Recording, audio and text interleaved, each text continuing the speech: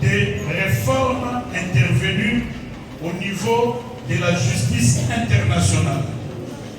Dans notre pays, il y a de cela quelques temps, Son Excellence, Monsieur le Président de la République, chef de l'État, Félix-Antoine Tshisekedi Tshilombo, a créé une machine que nous appelons justice pénale internationale. Et là-dedans, il a nommé une task force justice internationale.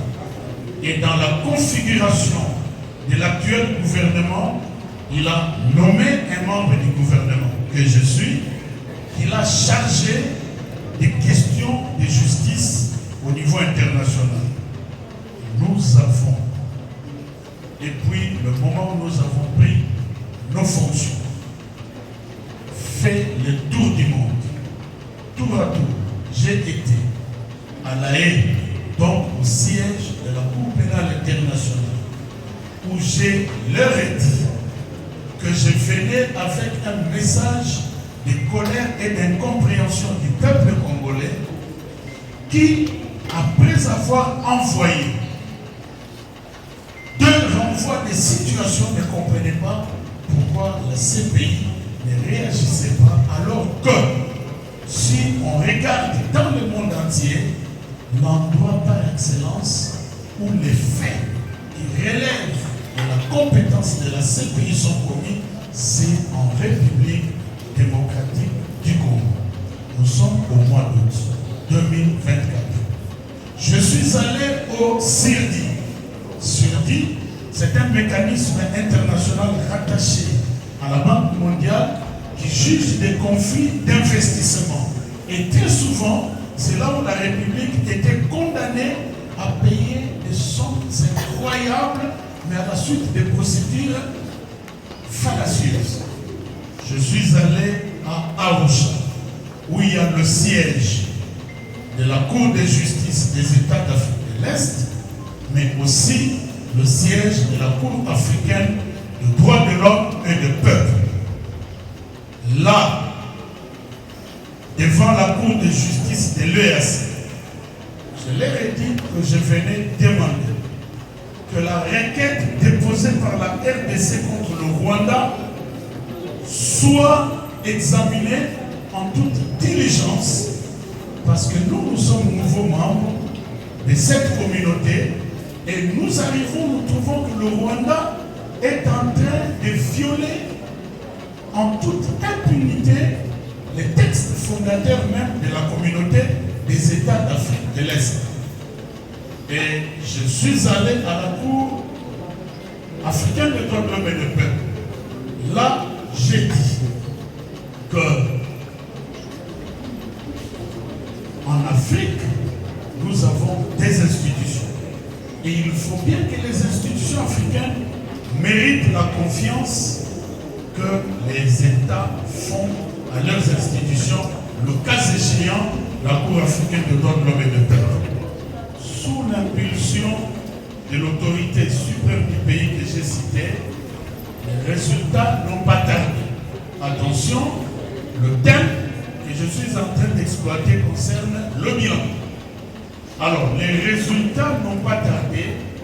Déjà en octobre 2024, vous avez suivi avec moi que le procureur de la CPI a publié un communiqué indiquant qu'il réactivait les enquêtes en République démocratique du Congo. Et il a même souligné que son bureau documentait même les faits actuels. C'est ce que beaucoup ignorent parfois. C'est qu'au moment où nous parlons ici, les exactions qui sont commises par le Rwanda et ses supplétifs du M23 et de l'Alliance Fleuve Congo sont documentées par la CPI.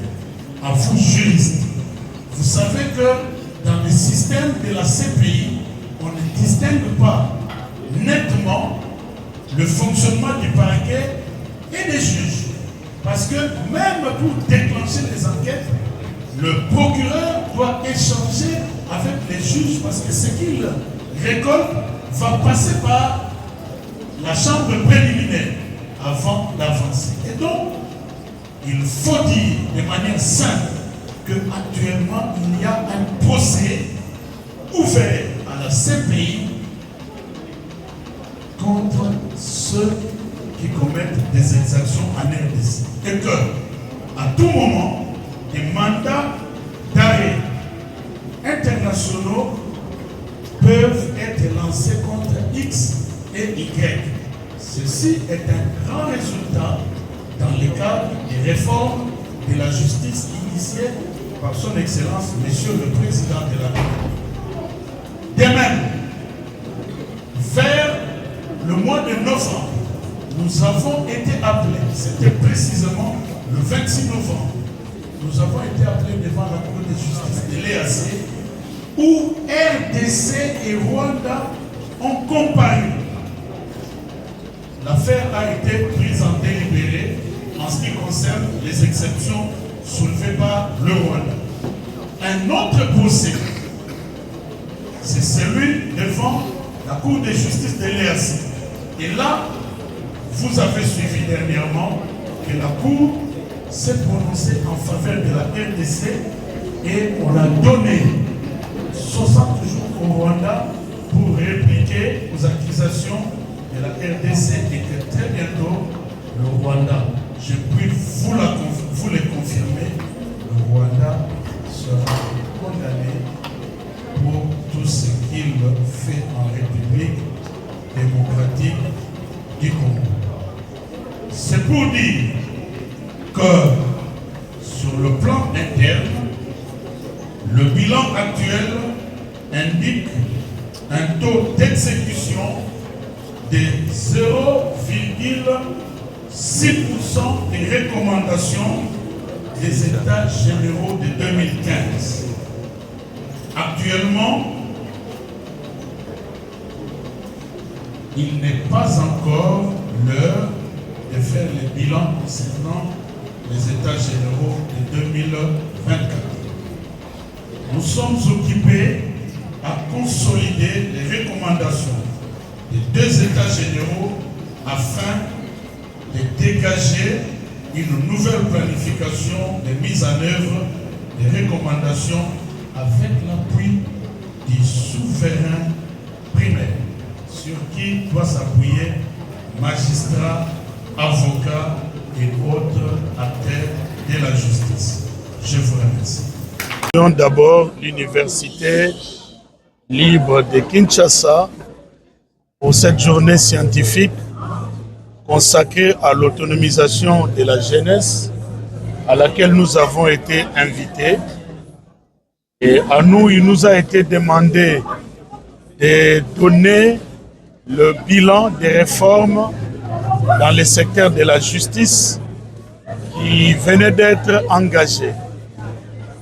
C'est donc dans le déroulé de cette tâche que nous avons donné aux étudiants les rapports de ce que nous avons fait sous l'impulsion de son Excellence, Monsieur le Président de la République, Félix Antoine Tshisekedi Tshilombo, dans les secteurs du contentieux international où il y a actuellement 3 procès réels contre le Rwanda de Paul Kagame, mais nous avons aussi sur le plan interne mentionné quelques avancées dans le secteur de la justice que nous poursuivons.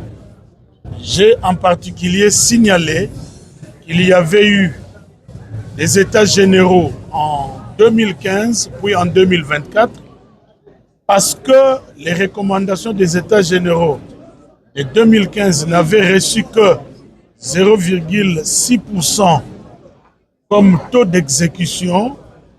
Nous sommes actuellement occupés à harmoniser ou à consolider les rapports et les recommandations des 2 États généraux, c'est-à-dire ceux de 2015 et ceux de 2024, pour avoir une planification dans le secteur de la justice, mais avec un focus particulier sur l'amélioration des conditions de travail des magistrats, mais aussi le retour de la discipline dans le corps des magistrats.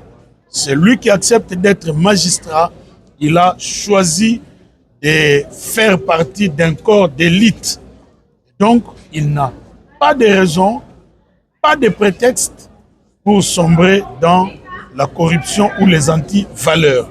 Mais de l'autre côté, l'État doit aussi assurer l'honorabilité, l'honneur des magistrats à travers leur vie quotidienne, mais aussi les conditions de travail au quotidien. C'est cela que nous avons dit aux étudiants et au finish, nous leur avons donné le conseil d'être excellents. La jeunesse peut être autonome par le travail. Qui dit travail veut dire compétence à la base. Il faut se former davantage lorsqu'on cherche un emploi. On ne cherche pas un emploi quand on n'est pas compétent. La plupart des dirigeants, que ce soit du secteur privé ou du secteur public, veulent la compétence. Voilà ce que nous avons dit aux étudiants, mais en tout cas, une fois de plus, un grand merci pour l'Université libre de Kinshasa, pour l'organisation de cette activité qui était une activité de haute facture. Par cette occasion, je profite de l'occasion pour féliciter les intervenants qui ont pu démontrer leur capacité de connaissance et nous avons marché sur le même pas, en martelant sur la conscience de la formation qui va nous permettre à pouvoir accéder justement dans les sphères où nous pouvons avoir des opportunités que nous appelons les engagements.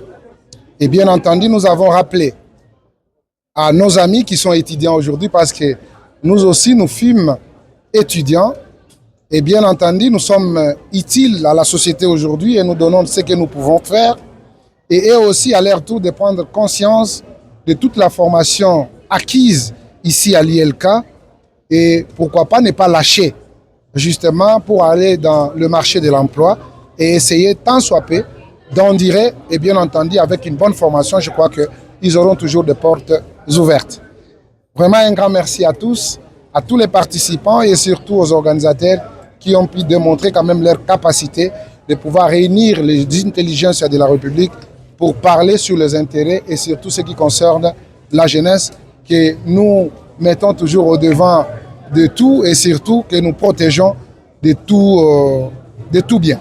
Parce que sans la jeunesse, on ne peut jamais espérer à un avenir.